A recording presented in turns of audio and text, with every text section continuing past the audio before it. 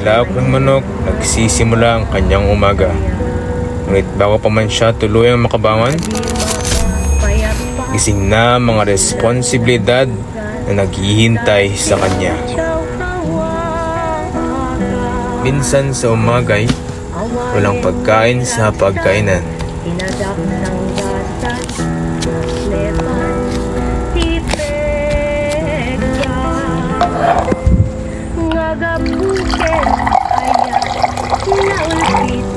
Sapat na ang tubig upang ang tiyan niya'y may laman. Dali-dali siyang gagayak upang pumunta sa paaralan. Estudyante siya, ngunit sa kanilang tahanan, hindi lamang pag-aaral ang kanyang iniisip.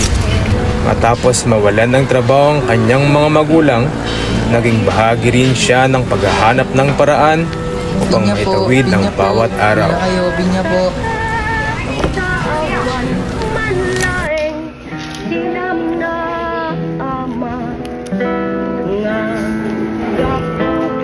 Tanging barya lamang ang natitira para sa kanya.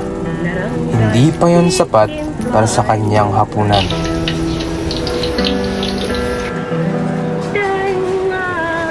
Tubig at skyflakes lang ang nilalaman niya. Ngunit sa kanyang pagpapahinga, kailangan pa rin niya mag-review para sa kanyang exam.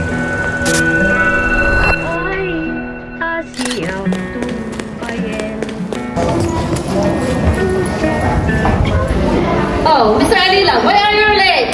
Late sa klase dahil sa kanyang trabaho. Binya. Naiinggit siya sa kanyang mga kaklase. Pagod, hindi na niya kinakaya ang lahat na nangyayari sa kanya. Dahilan? Chronic stress.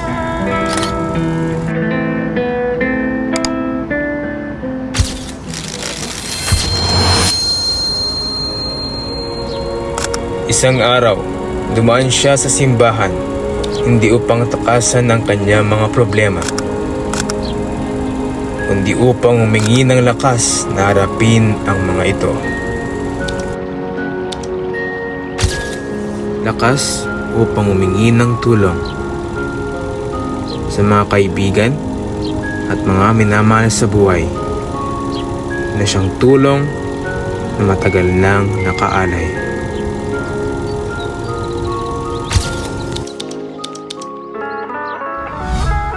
Hindi nawala ang kanyang mga problema, ngunit nagkaroon siya ng pag-asa at kung minsan, sapat na iyon upang magkapagpatuloy.